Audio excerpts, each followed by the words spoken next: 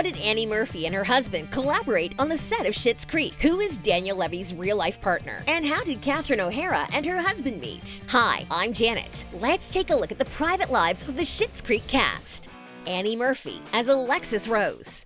I was one of the original Pussycat dolls, but it only lasted like 2 weeks because apparently I'm too pretty. Alexis wouldn't be caught dead in anything unfashionable. In real life, though, Annie has described her signature style as falling back on jeans and a t-shirt or baggy things chic. Murphy has also admitted that her favorite hobby is eavesdropping. Yes, apparently she enjoys sitting at cafes with headphones in and listening to other people's conversations. You've been warned. If you're ever in Canada or surrounds, remember, Murphys have ears. On the dating front, Murphy has been married to the Canadian musician Menno Versteeg for nearly a decade now. The couple is private, but on the odd occasion that they indulge in PDA on social media, it's bound to be funny. Like this message from Annie to Menno. Happy belated anniversary. I looked it up, and 7 years isn't actually copper and wool. It's two muscly German tourists named Cooper and Wool, dressed in identical outfits, taking pictures on a ferry. You're welcome. Did you know that Annie and Menno collaborated musically? Yes, they both worked on the iconic Schitt's Creek original song, A Little Bit Alexis. Menno and the couple's friend wrote this melody, and Murphy wrote the lyrics.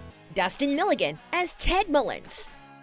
If you ever need to explain the word tear-jerking to anyone, just show them the scene where Ted and Alexis decide to go their separate ways. It's a relief to hear that. While Dustin shares his character's love for bad puns, he does not share Ted's misfortune in love. In real life, Milligan has been dating the actress Amanda Crew for a little over 10 years. The couple co-starred in a few movies. It's hard to say if they're planning wedding bells anytime soon, since they keep their love life out of the spotlight. But they're clearly a great team, which is all any couple could ask for. Are you also curious about what Milligan's been up to after bidding his Schitt's Creek co-stars farewell? He's been charming hearts across the globe after he portrayed Rachel McAdams' Apple. Dustin brought his alter ego to life in an episode of RuPaul's Secret Celebrity Drag Race. This was McAdams' Apple's debut, and Dustin's mentor was none other than Miss Congeniality, Nina West. It turns out being on Drag Race changed Dustin's life and the way he saw himself. Who knows? Maybe he'll become a RuPaul regular going forward.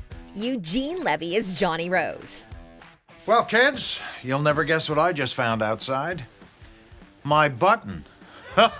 When he wasn't making bad jokes, Johnny spent his days calming Moira, or trying to explain tax write-offs to the oblivious David. Although Johnny and Moira's on-screen relationship is a pretty unusual one, it's easy to imagine Eugene and Catherine together in real life too. They have such a natural way together. Well, the two go back a long way, about 40 years. They became one of the most beloved comedy duos thanks to their work in Christopher Guest's improv-heavy films like Best in Show and A Mighty Wind. Not surprisingly, they used to date, but that was briefly and also ages ago. OHara told The New Yorker, "We tried dating actually. There's nothing sexier than making each other laugh. I think everybody tried dating everybody." Curious about how the two met? Keep watching. It's pretty unexpected. In real life, Levy has been happily married to another lady. During his 2020 Emmys acceptance speech, he said, "I first want to thank my darling wife of 43 years, Debbie Devine, for all the love, support, and sage counsel over the years. I wouldn't be here without you, Deb. I love you." The couple has 2 children together, none other than Daniel Levy and Sarah Levy. Yes, Schitt's Creek is a bit of a family affair. On another note, saying goodbye to Schitt's Creek was pretty tough for Eugene. That said, the 74-year-old Levy told CBC he's looking forward to, hopefully a little more golf, maybe travel, or do nothing. It's nice to think about where you want to go for lunch as the hottest thing on your agenda. He deserves a break, that's for sure.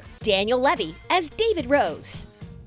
Oh my God, Alexis, I am suffering. When you first started watching the show, did you also wonder who the creative genius behind it all is? Well, it's none other than Dan. Levy always keeps a notebook by his bedside. This way, when he has a thought in the middle of the night, he can scribble it down. He jokes about often waking up the next morning and being incapable of reading what he's jotted down in the dark. This is exactly how Schitt's Creek was born. Scribbled down notes and a chat with his producer-director dad, Eugene. There's about 10 pages in here of top secret ideas. Let's see if they go anywhere. They probably will, since Dan signed a 3-year deal with Disney's ABC Studios, which won out after many outlets bidding for his services. On his future after Schitt's Creek, Levy told The Hollywood Reporter, "I look forward to the opportunity and privilege to continue to tell inclusive and meaningful stories that shine a positive light out there. It would be easy to assume Dan is a social butterfly, but he's no stranger to anxiety and shyness. He even experienced bouts of paralyzing anxiety on the set of Schitt's Creek and struggled with anxiety growing up. He couldn't attend birthday parties for quite some time. At one stage, his anxiety even led to an eye inflammation that potentially threatened his eyesight. Levy says much of his anxiety came from his sexuality. I think that came from a deep-rooted fear of knowing that I was gay and not being able to be free. Luckily, he came out when he was 18, and both his parents were supportive. Spoiler ahead, on TV, David and Patrick got married in a beautiful wedding ceremony. However, in real life, Levy is still waiting to find his Mariah Carey. Well, the human version at least. He adopted his beloved dog Redmond and can't stop gushing about his best friend. Would we call him a life partner? I don't know. Best friend? Confidant. Man can't ask for a better friend. Won't you agree? If you want to hear more about Noah's Patrick Brewer, keep watching.